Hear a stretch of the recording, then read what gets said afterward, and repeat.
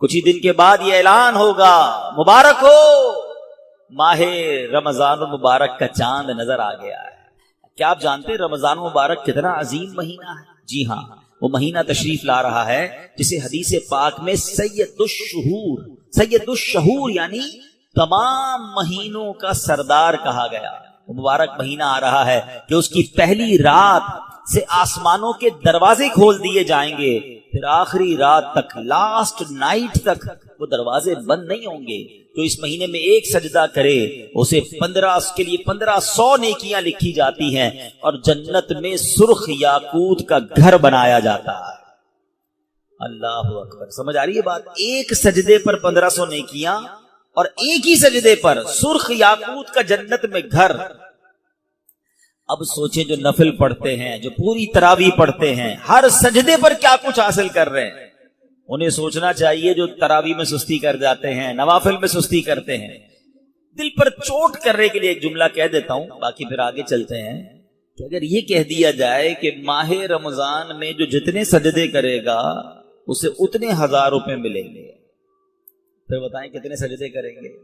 अच्छा जनाब, जो माहे रमजान में पूरी तरावी पढ़ेगा उसे जनाब कोरंगी की एक बड़ी सोसाइटी में एक प्लॉट दिया जाएगा, 20 रकात पूरी पढ़े। बंदा के 20 के बाद कहेंगे कुछ और भी पढ़ लेता हूं, एक पूरा प्लॉट मिल जाएगा हर सजदे पर। कराची में नहीं, पाकिस्तान के पोश एरिया में नहीं, जन्नत में सुर्ख याकूत का घर दिया जा रहा है। तो कितने सजदे करने चाहिए रमजान में? वारे न्यारे हो गए ना, इतना आसान। सुभान अल्लाह। और सुनो, वो महीना आ रहा है कि जो माहे रमजान का पहला रोजा रखता है इसके पिछले गुनाह मुआफ कर दिए जाते हैं। सुबह से शाम तक 70,000 फरिश्ते उसके लिए दुआए मगफिरत करते हैं। आज दुनिया में पता है, हम किसी बड़े बुजुर्ग शख्सियत को ढूंढ रहे होते हैं, तो किसी आलिम दीन से प्यार होता है, किसी पीर साहब से मोहब्बत होती है, बंदा कहता है जाके यार इनसे दुआ करवा लूं, मेरा काम हो जाएगा। अल्लाह के फरिश्ते, और वो भी कितने, 70,000 सुबह से शाम तक रोजादार के लिए दुआएं कर रहे हैं। सुभान अल्लाह। जिसमें नफल का सवाब फर्ज के बराबर, फर्ज का सवाब 70 गुना बढ़ा दिया जाएगा। रमजान मुबारक की जब पहली रात आती है, अल्लाह पाक इस उम्मत की तरफ नजरे रहमत फरमाता है, और जिस पर अल्लाह नजरे रहमत फरमाए उसे कभी अजाब ना देगा। इससे पता क्या पता चल रहा है? 2-3 बातें आ गई हैं कि पहली रात बड़ी इंपॉर्टेंट है। आखिरी रात तो है ही इंपॉर्टेंट, वो बाद में बताऊंगा, मगर चूंकि अभी पहली रात आने वाली है ना, first night of Ramzan is very important. आपने सुना उस रात हमें ये 2 रकतें पढ़नी है। फिर फरमाया इस रात अल्लाह जिस पर नजरे रहमत फरमाएगा उस पर कभी अजाब नहीं होगा। और फिर क्या फरमाया? पहली रात आसमानों के दरवाजे खोल दिए जाते हैं। सुभान अल्लाह। तो ये खास रात है। फरमाया इस मुबारक महीने में बख्शिश के परवाने बांटे जाएंगे। कौन सा वक्त बड़ा सेंसिटिव है? जो इफ्तार का वक्त है ना, ये बड़ा सेंसिटिव है, बड़ा हसास, बड़ा खूबसूरत वक्त है। हदीस पाक में आता है जिसका मजमून है, हर रोज इफ्तार के वक्त 10 लाख गुनाहगारों की बख्शिश की जाएगी। और इस मुबारक महीने में जब जुमे आएगा ना, रमजान में जितने जुमे होंगे, फरमाया तब तो वारे न्यारे हो जाएंगे। जुमेरात की मगरिब से लेकर गुरूब आफ्ताब से जुमे के गुरूब आफ्ताब तक, ये जो 24 आवर्स हैं, ये जो दिन रात है, फरमाया हर घड़ी में 10-10 लाख गुनाहगार जहन्नम से आजाद कर दिए जाते हैं। और वो भी कौन से? जिन पर जहन्नम वाजिब हो चुकी थी, गुनाहों की वजह से जिन पर जहन्नम वाजिब हो गई, वो गुनाहगार बख्शे जाएंगे। अल्लाह अकबर। अब सोचो ये रमजान कैसा महीना है, इसकी कितनी खुशी होनी चाहिए, कितनी प्रिपरेशन होनी चाहिए। इफ्तार का वक्त तो इतना नाजुक वक्त है कि 10 लाख बख्शे जा रहे हैं। हम इफ्तार में किस काम में लगे रहते हैं? भाई समोसे आगे के नहीं आए, पकोड़े आगे के नहीं आए, शरबत कहाँ है, दही बल्ले कहाँ है, फला चीज कहाँ है, घर में एक अफरा तफरी मची होती है। प्लीज ट्राई टू अंडरस्टैंड, ये इफ्तार का वक्त मांगने का वक्त है, गिड़गिड़ाने का वक्त है, आंसू बहाने का वक्त है कि मौला आज 10 लाख बख्शे जा रहे हैं। ان بخشے جانے والوں میں میرا بھی نام لکھ دے. کیا ہی اچھا ہو کہ باپ بھی بیٹھا ہو, ماں بھی بیٹھی ہو, بچے بھی بیٹھے ہوں اور ہاتھ اٹھے ہوئے ہوں, اللہ کی بارگاہ میں التجائے ہوں, اے اللہ ہمارا گھرانہ تیرے دربار میں حاضر ہے, اے اللہ افطار کا وقت ہے, 10 لاکھ بخشے جائیں گے, اس بخشے جانے والوں میں ہماری فیملی کا, ہمارے گھر بار کا نام لکھ دے. تو اے میرے اسلامی بھائیوں, پردے میرے جو مجھے انٹرنیٹ پر اسلامی بہنیں سن رہی ہیں, بعد میں سنیں, کچھ ایسا انتظام گھر میں کریں کہ 10 15 20 منٹ پہلے اب سارے کاموں سے فارغ ہو جائیں, اب دعاؤں میں گزاریں. افطار کا وقت, افطار سے پہلے بھی دعا کریں, مگر جو خاص مقبولیت کی گھڑیاں ہیں وہ عین افطار کے بعد ہیں. افطار میں لگ جاتے ہیں ہم, کوئی کھجور کھا لی, پانی پی لیا, دوبارہ ہاتھ اٹھائیں, دوبارہ مانگیں. یہ وقت ہے مانگنے کا, یہ قبولیت کی گھڑیاں ہیں.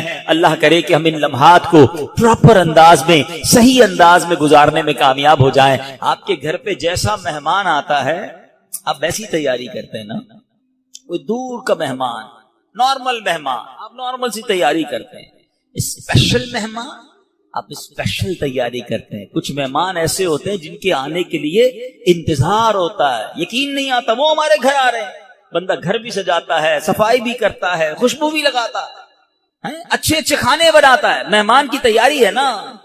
تو رمضان یہ رب کی طرف سے ہمارے لیے مہمان آ رہا ہے, ہماری بخشش کروانے آ رہا ہے.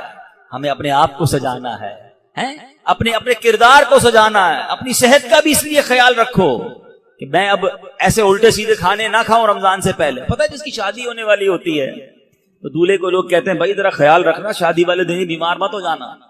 1 ہفتہ پہلے سے احتیاط کرواتے ہیں, زیادہ سفر نہیں کرواتے, زیادہ تھکن والا کام نہیں کرواتے. تو کیا ہی اچھا ہو کہ ماہ رمضان سے پہلے ہم اپنی صحت کا خیال رکھیں, تھوڑا سا ریسٹ کریں. مجھے روزے رکھنے ہیں, مجھے انشاءاللہ تراویاں پڑھنی ہیں. اپنے کام کاج کو موڈیفائی کریں. آپ بہت بیزی رہتے ہیں کاروبار میں, نوکری میں, تو کوشش کریں کہ کوئی ایسی ترتیب بنائیں کہ میرا کچھ کام کم ہو جائے تاکہ میں روزے رکھ سکوں, میں عبادت کر سکوں. ساری زندگی پڑی ہے کام کرنے کے لیے. لیکن عجیب بات پتہ ہے کیا ہے, اس وقت 2 قسم کی تیاریاں ہو رہی ہیں. ہوں گے کچھ نیک لوگ جو انشاءاللہ عبادت کی تیاریاں, تلاوت کی تیاریاں, خوب روزے, تراویح اور اس کے بارے میں سوچ رہے ہوں گے.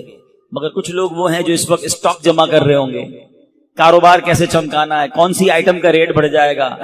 وہ کاروباری لوگ پیسے کمانے کی تیاری کر رہے ہوں گے. کچھ گھر والے وہ ہوں گے جو یہ سوچ رہے ہوں گے بھئی رمضان میں پکانا کیا ہے, کھانا کیا ہے, کون سی آئٹم لینی ہے. رمضان کھانے پینے کے لیے نہیں آتا. اچھا ویسے بڑی عجیب بات ہے, ذرا سوچیں آپ کہ ماہ رمضان میں ہم روزے رکھتے ہیں, لاجیکلی تو سمجھ یہ آتا ہے کہ ہمارا وزن ٹھیک تھوڑا کم ہو جانا چاہیے, ہم تھوڑے اسمارٹ ہو جائیں. مگر کئی لوگ وہ ہیں جن کا رمضان میں وزن بڑھ جاتا ہے. کیوں بھائی؟ اس لیے کہ سحری میں زیادہ کھاتے ہیں, پورا دن روزہ رکھنا ہے. رات زیادہ اس لیے کھاتے ہیں کہ پورا دن روزہ رکھا تھا, پھر 2 بار اور کھاتے ہیں کہ کل پھر روزہ رکھنا ہے. تو عام دنوں میں 2 بار کھاتے ہیں, رمضان میں 4-5 بار کھاتے ہیں. اور وہ کھاتے ہیں جو نہیں کھانا چاہیے. پورا سال جو چیز نہیں کھاتے وہ رمضان میں کھاتے ہیں, پھر موٹے ہو جاتے ہیں, طبیعت خراب ہو جاتی ہے, گلے خراب ہو جاتے ہیں. نہیں, ماہ رمضان تو کم کھانے کا مہینہ ہے, فریش ہونے کا مہینہ ہے. لیکن ہمارے یہاں تو فیسٹیول, اگر میں کہوں کسی کو کہ کسی غیر مسلم کو اگر رمضان میں دورہ کرا دیا جائے پاکستان کے مختلف شہروں کا اور کہیں بتاؤ کیا آپ نے دیکھا, تو کہے گا لگتا ہے مسلمانوں کا کوئی کھانے پینے کا تہوار آ رہا ہے. کہ میں جس مٹھائی کی دکان پہ گیا وہ رش تھا, جس پکوڑے کی دکان پہ گیا وہ لائنیں لگی ہوئی تھی افطار سے پہلے, اور بورڈ لگے ہوئے تھے سحری آفر, افطار آفر. تو لگتا ہے مسلمانوں کا کوئی کھانے پینے کا سالانہ تہوار آتا ہے. کتنی عجیب بات ہے یار.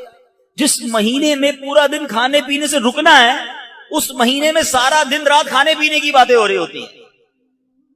مجھے بتائیں نا, ہم دوست آپس میں ملتے کیا بات کرتے ہیں, یار سناؤ آج سحری کہاں کرنی ہے, اچھا بھائی افطار کہاں کرنا ہے, رات کدھر چلنا ہے کھانے کے لیے.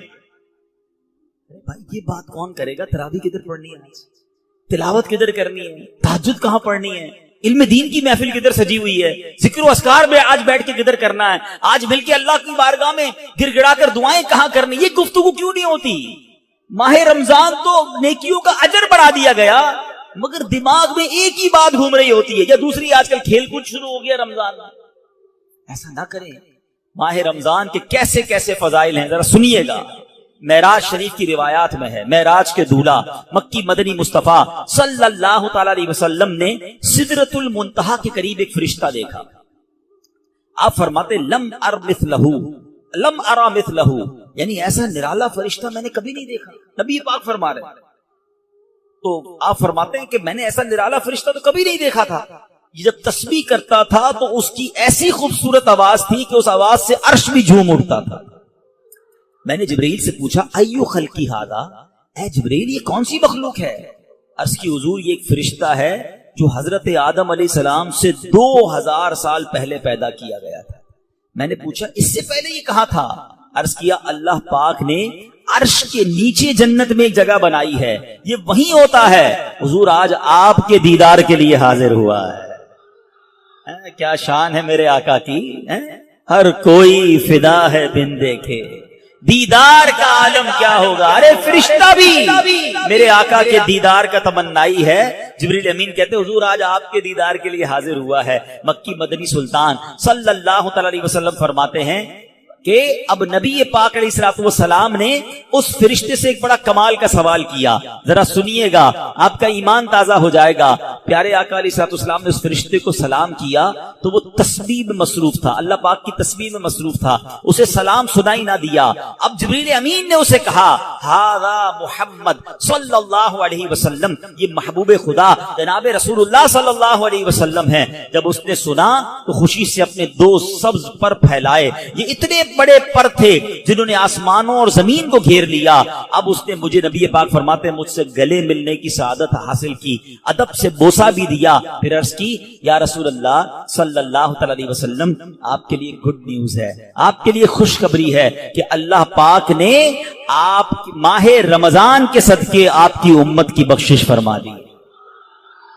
اس فرشتے نے نبی پاک کو خوشخبری عطا عرض کی کہ حضور آپ کی امت کو اللہ نے ماہ رمضان کے صدقے بخش دیا ہے. سبحان اللہ. نبی ہاشمی صلی اللہ علیہ وسلم مزید فرماتے ہیں اس فرشتے کے سامنے 2 صندوق رکھے ہوئے تھے جن پر ہزاروں تالے لگائے ہوئے تھے. میں نے پوچھا ان صندوقوں میں کیا ہے؟ اس فرشتے نے عرض کی ان صندوقوں میں آپ کی امت کے روزہ داروں کے لیے جہنم سے آزادی کے پروانے ہیں. ہائے ہائے، ہماری آمد ہماری مغفرت کا انتظام پہلے ہی رب نے فرما دیا ہے. کاش ہم ماہ رمضان کے قدردار بن جائیں. اے گناہگاروں تمہاری سمجھ لو بات بن آئی ہے، عاصیوں کی مغفرت کا لے کر آیا ہے پیام. جھوم جاؤ مجرموں رمضان ماہ غفران ہے. بھائیوں بہنوں کرو سب نیکیوں پر نیکیاں، پڑ گئے دوزخ پہ تالے قید میں شیطان ہے. اللہ اکبر. تو اے میرے پیارے اسلامی بھائیوں یہ اس قدر مبارک مہینہ ہے کہ اللہ کریم اس مہینے میں رحمتوں اور برکتوں کے دروازے کھول دیتا ہے. اس مہینے میں مغفرتوں کے انتظام ہو گئے ہیں. اللہ کرے کہ ہم ماہ رمضان کی قدر کرنے والے بن جائیں. رب عز و جل قرآن مجید میں اس ماہ مبارک کے بارے میں فرماتا ہے. ماہ رمضان کی آپ اہمیت کا اندازہ اس بات سے بھی لگائیں کہ پورے قرآن میں صرف ایک ہی مہینے کا ذکر ہے، اور وہ مہینہ کون سا ہے؟ وہ مہینہ ماہ رمضان ہے. اللہ قرآن میں فرماتا ہے بسم اللہ الرحمن الرحیم شہر رمضان الذی انزل فیہ القرآن ھدی للناس وبینات من الھدی والفرقان فمن شہد منکم الشہر فلیصم. ترجمہ کنز العرفان. رمضان کا مہینہ ہے جس میں قرآن نازل کیا گیا، جو لوگوں کے لیے ہدایت اور رہنمائی ہے اور فیصلے کی روشن باتوں پر مشتمل ہے. تو تم میں جو کوئی یہ مہینہ پائے تو ضرور اس کے روزے رکھے. سبحان اللہ. اے میرے پیارے اسلامی بھائیوں رمضان کا مہینہ کیا خوبصورت فرمایا کہ جو اس مہینے کو پائے وہ روزے رکھے. پیارے اسلامی بھائیوں رمضان المبارک کی شان کیسی ہے. یہ مہینے جس کو بھی رمضان ملتا ہے نا اس کو گویا لاٹری لگتی ہے. میں آپ کو واقعہ سناتا ہوں، بہت امیزنگ واقعہ ہے. پیارے آقا علیہ الصلوۃ والسلام کی بارگاہ میں حضرت بہت اچھے بڑے صحابی ہیں، بلند مرتبہ صحابی ہیں، حضرت طلحہ بن عبید اللہ رضی اللہ عنہ. فرماتے ہیں کہ ایک مرتبہ 2 شخص نبی پاک کی بارگاہ میں ایک ساتھ آئے. دونوں نے کلمہ پڑھا، صحابی ہونے کا درجہ حاصل کر لیا، بڑے نیک اور پرہیزگار تھے، اور ان میں سے ایک عبادت اور ریاضت میں بہت زیادہ محنت کرتے تھے. جو زیادہ عبادت گزار تھے یہ ایک مرتبہ ایک غزوے میں شریک ہوئے اور شہید ہو گئے. جہاد میں گئے اور شہید ہو گئے، اور 1 سال بعد دوسرے جو صحابی تھے ان کا بھی انتقال ہو گیا. ٹھیک ہے. حضرت طلحہ فرماتے ہیں ان دونوں کے دنیا سے جانے کے بعد ایک رات میں نے خواب میں دیکھتا ہوں کہ میں جنت کے دروازے پر کھڑا ہوں، یہ دونوں صحابی رسول اللہ موجود ہیں. اتنے میں جنت کے اندر سے کوئی باہر آیا، وہ صحابی جن کا انتقال 1 سال بعد ہوا تھا انہیں لے کر جنت میں چلا گیا۔ تھوڑی دیر کے بعد دوبارہ وہ فرشتہ آیا اور جو صحابی 1 سال پہلے شہید ہوئے تھے ان کو بعد میں جنت میں لے کر گیا۔ اب بات سمجھ آ رہی ہے؟ جو شہید ہوئے، زیادہ عبادت کرتے تھے، وہ بعد میں جنت میں گئے، اور جو 1 سال بعد جن کا انتقال ہوا، جو اتنی عبادت نہیں کرتے تھے مگر وہ جنت میں پہلے چلے گئے۔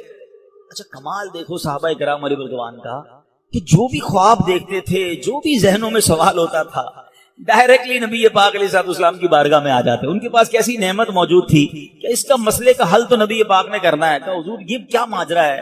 شہید وہ ہوئے، عبادت بھی زیادہ کرتے تھے، جنت میں وہ بعد میں جا رہے ہیں، جن کا انتقال بعد میں ہوا حضور وہ پہلے جا رہے ہیں جنت میں۔ اللہ اکبر۔ تو نبی پاک علیہ السلام نے کیا خوبصورت جواب دیا، فرمایا یہ دوسرے صحابی 1 سال زیادہ زندہ نہیں رہے؟ کہا جی حضور یہ تو 1 سال زیادہ زندہ رہے۔ تو فرمایا کیا 1 سال زیادہ زندہ رہنے والے نے 1 سال پہلے شہید ہونے والے سے زیادہ روزے نہیں رکھے 1 سال؟ ہاں روزے تو رکھے۔ تو نبی پاک نے پوچھا کیا اس 1 سال بعد والے نے سجدے زیادہ نہیں کیے؟ عرض کیا جی حضور سجدے بھی زیادہ کیے۔ تو نبی پاک نے فرمایا بس اسی وجہ سے ان دونوں کے درمیان زمین و آسمان کا فرق ہے۔ بات سمجھ آ رہی ہے؟ مومن اور نیک آدمی کی لمبی عمر یہ اس کے لیے بہت بڑی سمجھ لو فائدہ ہے کہ وہ جتنا جیتا ہے اتنے سجدے زیادہ کرتا ہے، اتنے رمضان اسے ملتے ہیں۔ ابھی 15 شعبان کو نوافل پڑھے تھے نا، 2 رکعت یہ بھی تو تھے نا کہ اللہ ہمیں درازی عمر بالخیر عطا فرما۔ یاد رکھیے گا بندہ نیک ہو اور عمر طویل ہو تو اس کے وارے نہیں آ رہے ہیں، لیکن اگر بندہ گناہ گار ہے اس کی عمر بڑی ہو جائے تو وہ تو مارا گیا نا۔ اس کی تو روز نماز قضا ہو رہی ہے، اس کے رمضان کے روزے بھی قضا ہو رہے ہیں، وہ روز جھوٹ بول رہا ہے، وہ روز حرام کما رہا ہے، تو اس کا تو گناہوں کا میٹر جاری ہے نا۔ یہ لوگ بڑی عمر کی جو دعا کرتے ہیں نا، بڑی اچھی نعمت ہے یہ، لیکن اللہ سے ہمیشہ یہ دعا کریں کہ مولا نیکیوں والی طویل عمر عطا فرما، عافیت والی طویل عمر عطا فرما۔ تو پتہ چلا کہ پھر رمضان آ رہا ہے میری بخشش کروانے۔ تو پتہ چلا کہ ماہ رمضان یہ ہمارے لیے بہت بڑا احسان ہے۔ اللہ خیر سے رمضان عطا کر دے، اس کو ضائع نہ ہونے دینا، اس کو خوب نیکیوں میں گزارنا۔ پچھلے گناہوں کی معافی کا ایک اور چانس دیا جا رہا ہے، مغفرت کا گویا ایک اور موقع آنے والا ہے۔ اللہ کرے کہ ہم اس کی قدر کرنے میں کامیاب ہو جائیں۔ نبی پاک کیا کرتے، میرے آقا جب چاند نظر آتا نا سبحان اللہ، تو پیارے آقا علیہ السلام قبلے کی طرف رک کر کے یوں دعا مانگتے۔ ذرا دعا دیکھیے گا کون سی ہے۔ آقا کی دعا کیا ہوتی؟ اللہم اہلہ علینا بالامن والامانہ والسلامت والعافیت المجللۃ ودفاع الاسقام والعون علی الصلاۃ والصیام والقیام وتلاوۃ القرآن اللہم سلمنا لرمضان وسلمہ منا حتی ینقضی وقد غفرت لنا ورحمتنا وعفوت عنا۔ اے اللہ اس چاند کو ہم پر امن و امان، سلامتی، مکمل عافیت اور بیماریوں سے حفاظت کا ذریعہ بنا، اور نماز، روزے، عبادت اور تلاوت قرآن پر مدد کا سبب بنا۔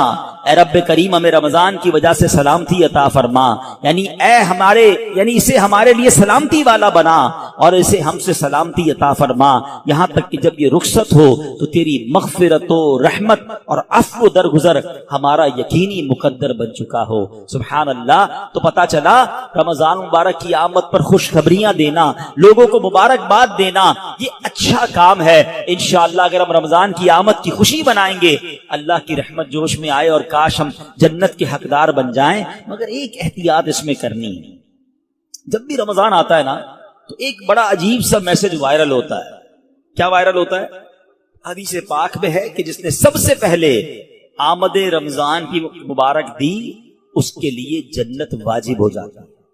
ایسی کوئی حدیث ہمارے آقا مکی مدنی مصطفیٰ صلی اللہ علیہ وسلم سے ثابت نہیں ہے، نہ ہی رمضان کے بارے میں، نہ ہی کسی مبارک مہینے کے بارے میں۔ ایسے جھوٹے میسجز کو آگے بڑھانا نہیں چاہیے۔ جو بھی آپ کو میسج بھیجے اس کو محبت کے ساتھ سمجھائیں کہ ایسی کوئی حدیث نہیں۔ حدیث پاک ذرا غور سے سن لیں، جو ہر میسج آگے فارورڈ کر دیتے ہیں نا، پہلے چیک تو کریں یہ حدیث ہے بھی کہ نہیں۔ ہم کہیں جھوٹی حدیث یا جھوٹی بات پھیلانے کا سبب تو نہیں بن رہے۔ حدیث پاک سنیے گا، من کذب علی متعمدا فلیتبوأ مقعدہ من النار، آقا فرماتے جس نے مجھ پر جان بوجھ کر جھوٹ باندھا، مثلا نبی پاک علیہ الصلوۃ والسلام نے کوئی بات فرمائی نہیں تھی اور یہ کہہ دیا کہ پیارے آقا علیہ الصلوۃ والسلام کی حدیث ہے، تو ایسا بندہ اپنا ٹھکانہ جہنم میں بنا لے۔ تو بالکل بھی اور لوگ اچھا یہ تو عجیب ہے نا، کہیں بیٹھے اللہ قرآن میں یہ فرماتا ہے بھائی، قرآن میں آیا ہے، کدھر آیا ہے بھائی یہ اس کو بھی نہیں پتا ہے، حدیث میں یہ بات آئی ہے، بھائی کون سی حدیث کس کتاب ہے پتا کچھ نہیں ہے، اپنی طرف سے بولی جا رہے ہیں۔ بھائی کس نے کہا ہے آپ کو قرآن میں آیا ہے، حدیث میں آیا ہے؟ آپ کو جب پتا نہیں ہے، آپ کو یاد نہیں، اتنا سخت معاملہ ہے نبی پاک کی طرف جھوٹ باندھنا ہے، آقا نے کیا فرمایا؟ اپنا ٹھکانہ جہنم بنایا۔ تو آپ کہہ دیں میں نے کہیں پڑھا ہے، ہو سکتا ہے میں نے کہیں سنا ہے، قرآن اور حدیث کی بات کرتے تو لرزہ آ جانا چاہیے، ایک زبر زیر پیش کا ہم فرق نہیں کر سکتے قرآن میں، جناب اللہ نے قرآن میں یہ فرمایا، تم کو نہیں پتا قرآن میں یہ ہے، بحث کریں گے اور قرآن کو بیچ میں لے آئیں گے۔ یہ ہماری خواتین بھی بہت کرتی ہیں، تو مہربانی کر کے اسے توبہ کریں، اور ان معاملات میں جب تک آپ کے سامنے، آپ دیکھیں آج کروڑوں لوگوں کی تقدیریں بدلنے والے، لاکھوں ہزاروں حافظ اور عالم بنانے والی شخصیت امیر اہل سنت، نہ جانے کتنی ہزاروں ان کو حدیثیں یاد ہوں گی، کتنی روایتیں اور آیتیں یاد ہیں، مگر آج بھی آپ مدنی مذاکرے میں دیکھیں یہ کیوں، یہ ہماری تربیت کے لیے کہ وہ پہلے قرآن کی کوئی آیت پڑھنی ہے تو لکھا ہوا سامنے لاتے ہیں، حدیث پڑھنی ہے تو پورا پڑھ کے سناتے ہیں، تاکہ ایگزیکٹلی وہی لفظ لوگوں کے سامنے جائے جو نبی پاک کے مبارک دہن مبارک سے نکلا ہے۔ میارے آقا علیہ الصلوۃ والسلام کا ہر وہ لفظ جو نبی پاک کی زبان اقدس سے نکلا ہے، وہ چونکہ چنانچہ جیسا کہ کر کے نہیں، ایگزیکٹلی وہ بیان کرنے کی کوشش کرتے ہیں، اور یہ تربیت ہے دنیا بھر کے دعوت اسلامی والوں، بلکہ میں کہتا ہوں ساری دنیا کے مسلمانوں کے لیے، کہ بات کس کی کر رہے ہو یار، کس کی زبان سے وہ جملہ نکلا ہے آپ کو پتا ہے؟ پوچھو میرے اعلیٰ حضرت سے وہ زبان کیسی ہے، اس کی گفتگو کیسی ہے۔ میرے رضا کہتے ہیں وہ دہن جس کی ہر بات وحی خدا، وہ دہن جس کی ہر بات وحی خدا، چشمہ علم و حکمت پہ لاکھوں سلام، وہ زبان جس کو سب کن کی کنجی کہیں، اس کی نافذ حکومت پہ لاکھوں سلام۔ تو ہماری آپ کی جرت نہیں ہونی چاہیے کہ حدیث میں اپنی طرف سے حاشیے لگائیں، اپنی طرف سے معاذ اللہ قرآن پاک کے بارے میں بعض اوقات تو یہ بات ایمانیات پر آ جائے گی اگر اپنی طرف سے کوئی بات ایڈیشن کر رہا ہے، تو بڑے احتیاط کی حاجت ہے۔ البتہ ماہ رمضان ایک اور خوبصورت آیت سنیے گا، اس میں قرآن پاک نے جو ہم پر رمضان کے روزے فرض کیے گئے نا، اس کا ریزن بیان کیا، یعنی ہماری شریعت ہم سے چاہتی کیا ہے۔ روزے تو ہم برسوں سے رکھ رہے ہیں، بچپن سے روزے رکھ رہے ہیں، کئی ایسے یہاں ایسے ہوں گے، لیکن اس روزے سے میں حاصل کیا کرنا ہے؟ قرآن کیا فرماتا ہے سنو، اللہ قرآن میں فرماتا ہے یا ایھا الذین آمنوا کتب علیکم الصیام کما کتب علی الذین من قبلکم، اے ایمان والو تم پر روزے فرض کیے گئے جیسے تم سے پہلے لوگوں پر فرض کیے گئے تھے، مگر آگے ریزن بتایا گیا کیوں کیے گئے، لعلکم تتقون، قرآن کہتا ہے تاکہ تم پرہیزگار بن جاؤ۔ آج سمجھ لیں، میں اس موضوع کو تھوڑا اور مزید ڈیفائن کروں گا کہ روزے فرض ہونے کی وجہ قرآن نے کیا بیان کی، لعلکم تتقون، تاکہ تم پرہیزگاری اختیار کرو، تم پرہیزگار بن جاؤ۔ اس آیت کریمہ میں جو روزے کی اعلیٰ ترین حکمت اور بہت بڑا فائدہ بیان کیا گیا، ایکچولی اس میں چھپا ہوا ہے لعلکم تتقون، تاکہ تم پرہیزگار بن جاؤ۔ اے میرے پیارے اسلامی بھائیوں، پتا چلا کہ مبارک مہینہ ہے جس میں ہمیں تقوی حاصل کرنا ہے۔ آپ نے علماء کرام کا بیان سنا ہوگا، وہ بعض علماء کہتے ہیں الحمدللہ رب العالمین والعاقبۃ للمتقین، اس کا معنی پتہ ہے؟ اے ہائے، یقین کریں کبھی کبھی خطبہ ہی ہلا دیتا ہے یہ جملہ، اگر سمجھ آ جائے نا کہ تمام تعریفیں اس رب کے لیے ہیں جو عالمین کا رب ہے، والعاقبۃ للمتقین، جو آخرت ہے نا، جو بعد والی زندگی ہے وہ ہے ہی متقین کے لیے، تو ہم کدھر جائیں گے اگر ہم متقین نہیں ہیں، متقیوں میں نہیں ہیں، تو پھر ہمارا کیا بنے گا؟ اب ذرا غور کیجئے، تقوی یہ بڑی کمال کی نعمت ہے، آسان نہیں ہے، مگر سبحان اللہ رمضان کا روزہ جو ہے وہ ہمیں متقی بنانے آیا ہے۔ قرآن کہتا بھی یہی ہے لعلکم تتقون، تاکہ تم پرہیزگار بن جاؤ، متقی بن جاؤ۔ سبحان اللہ، تقوی کتنی بڑی دولت ہے۔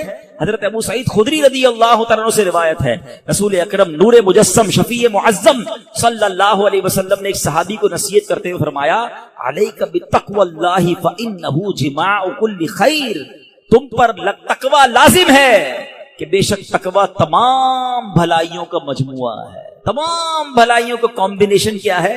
وہ تقویٰ ہے. حجت الاسلام امام محمد غزالی فرماتے ہیں اے عزیز تجھے جاننا چاہیے کہ تقویٰ ایک نایاب خزانہ ہے. اگر تم اس خزانے کو حاصل کرنے میں کامیاب ہو گئے تو تم بہت بڑی کامیابی حاصل کر لو گے. یوں سمجھو کہ دنیا اور آخرت کی تمام بھلائیاں تقویٰ میں جمع کر دی گئی ہیں. اور وہ تقویٰ کیسے ملے گا؟ وہ روزے سے ملتا ہے. اگر بندہ صحیح معنوں میں روزہ رکھ لے تو انشاءاللہ وہ تقویٰ اختیار کر لے گا. تو اے میرے پیارے اسلامی بھائیوں، اب ذرا غور کیجئے. ایکچولی رمضان کو نئی زندگی پانے کا مہینہ قرار دیا گیا، نشاط ثانیہ. یہ بڑی کمال کی بات سنیے گا. شاید آپ کو حیرانی ہوگی کہ صوفیہ کرام کے مطابق انسان 2 مرتبہ پیدا ہوتا ہے. ہر انسان صوفیہ کرام کہتے ہیں 2 مرتبہ پیدا ہوتا ہے. پہلی ولادت تو وہ مشہور ہے جب ہم دنیا میں آئے، کوئی 30 سال پہلے آیا، کوئی 40 سال، ڈیٹ آف برتھ ڈے بناتے نا، وہ تو پہلی ولادت ہے. فرمایا دوسری ولادت وہ ہوتی ہے کہ جب بندہ دل کی پاکیزگی حاصل کر لیتا ہے، جب بندہ باطنی بیماریوں سے، حرص، لالچ، ہوس، دنیا کی محبت، تکبر، خود پسندی سے اپنے آپ کو پاک کر لیتا ہے، یہ اس کی دوسری ولادت ہوتی ہے. یعنی زندگی میں ایک موقع ملتا ہے بدلنے کا، ٹرن اراؤنڈ ہونے کا، اپنے آپ کو سدھارنے کا، سچی توبہ کرنے کا. ایک بار پھر رمضان آ رہا ہے، آؤ دوبارہ جی لیتے ہیں، آؤ دوبارہ بدل جاتے ہیں، آؤ اپنے رب سے دوستی کر لیتے ہیں. جو زندگی گزری ہمیں سب کو معلوم ہے کیسی گزری، کیوں نہ یہ رمضان نشاط ثانیہ کا اپنے آپ کو بدلنے کا مہینہ بنا دیں. اللہ نے پھر موقع دے دیا ہے. اے میرے پیارے اسلامی بھائیو، اس بات کو اس طرح سمجھیے. ایک بزرگ بڑی عمر کے تھے، ان کی عمر 60 یا 70 سال تھی، بال بھی سفید تھے. کسی نے کہا حضور آپ کی عمر کتنی ہے؟ کہتے 4 سال. حضور کیوں مذاق کر رہے ہیں؟ اتنی بڑی عمر ہے، آپ کے تو اپنے پوتے پوتیاں ہوں گی، آپ کہہ رہے ہیں 4 سال عمر ہے. کہتے ہیں بات یہ ہے کہ عمر تو بہت زیادہ ہے، بس توبہ کیے ہوئے 4 سال ہی ہوئے، اللہ سے دوستی کیے ہوئے 4 ہی سال ہوئے، باقی زندگی تو کھیلوں میں، گناہوں میں گزار دی ہے. اب آپ سنبھالیں تو کام اپنے سنور جائے، ہم نے تو کمائی سب کھیلوں میں گوائی. پتہ نہیں ہم کب بدلیں گے، کب وہ زندگی پھر حاصل کریں گے. ورنہ زندگی کیسے گزر رہی ہے ہم میں سے بہت سارے اچھی طرح جانتے ہیں کہ صبح ہوتی ہے، شام ہوتی ہے، زندگی یوں ہی تمام ہوتی ہے. کبھی کبھی تو ڈر لگتا ہے یار کہ زندگی بڑھ رہی ہے، ہمارے گناہ بڑھ رہے ہیں، نیکیاں بڑھ رہی ہیں. کبھی سوچے تو صحیح، کوئی بیلنس شیٹ تو بناؤ کہ ہر گزرنے والا دن ہم اپنی موت کے قریب ہو رہے ہیں. یہ جو برتھ ڈے پر خوشی بناتے ہیں ان کو سوچنا چاہیے. میں نہیں کہتا ناجائز ہے، لیکن جس کی 20 سال کا ہو گیا، 25 سال، 30 سال، آپ سمجھ رہے ہیں آپ آگے بڑھ رہے ہیں، آپ موت کے قریب ہو رہے ہیں. ایک زندگی کا سال کم ہو رہا ہے، ہر گزرنے والا دن ہم قبر کے قریب ہو رہے ہیں. عقل کیا کہتی ہے کہ جو قبر کے جتنا قریب ہوتا جائے اسے نیکیاں اور بڑھانی چاہیے. مگر ہمارا تو ماجرا ہی الگ ہے. اعلیٰ حضرت کہتے ہیں نا، نفس یہ کیا ظلم ہے، جب دیکھو تازہ جرم ہے. نفس یہ کیا ظلم ہے، جب دیکھو تازہ جرم ہے. نہ تمہاں کے سر پہ اتنا بوجھ بھاری، واہ واہ. روز جرم، روز گناہ، روز خطائیں، ہمارا بنے گا کیا؟ تو کتنی کمال کی بات بزرگ نے کہی کہ میری عمر تو 4 سال ہے، کیونکہ اس سے پہلے والی زندگی تو میں شمار ہی نہیں کرتا ہوں. توبہ کی ہے، نمازیں شروع کر دی ہیں، اللہ کو راضی کرنے والے کام شروع کیے، یہی میری اصل زندگی ہے.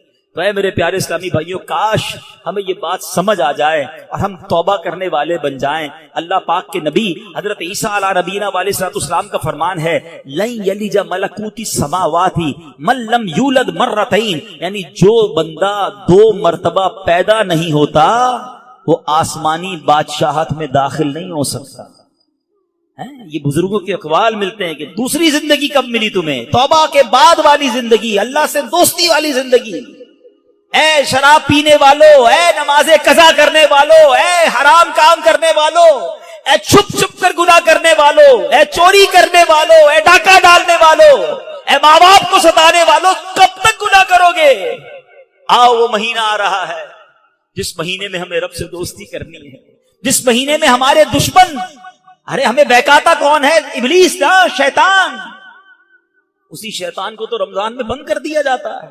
کتنا ہمارے لیے کام آسان ہو گیا، بہکانے والا ہی بند ہے. اب تو توبہ کر لو، اب تو رب سے دوستی کر لو، اب تو اپنی لائف کو ریوائیو کر کے نشاط ثانیہ ایک نئی زندگی حاصل کر لو کہ چلو اس رمضان سے پہلے والی زندگی دوسری، اور اب زندگی الگ ہے، اب اللہ کی رضا والی زندگی، اب سجدوں والی، اب نماز والی، اب حلال والی زندگی ہوگی۔ آپ نے 2 صحابی کے واقعات سنے، 1 سال زندہ رہے زیادہ، وہ شہید سے آگے بڑھ گئے کیونکہ وہ 1 سال انہوں نے سجدوں میں، نمازوں میں، روزوں میں گزارا۔ ہمارا ہر سال ہمارے نہ جانے کتنے گناہوں میں اضافہ کرتا ہو، ہمیں یہ غور کرنا چاہیے۔ کاش اب زندگی کو بدلنے میں کامیاب ہو جائیں۔ حدیث پاک میں فرمایا ان لکل شیء بابا وان باب العبادۃ الصیام، بے شک ہر چیز کا دروازہ ہوتا ہے اور روزہ عبادت کا دروازہ ہے۔ تو اے میرے پیارے اسلامی بھائیوں، کاش ہم روزے کی اہمیت کو سمجھیں۔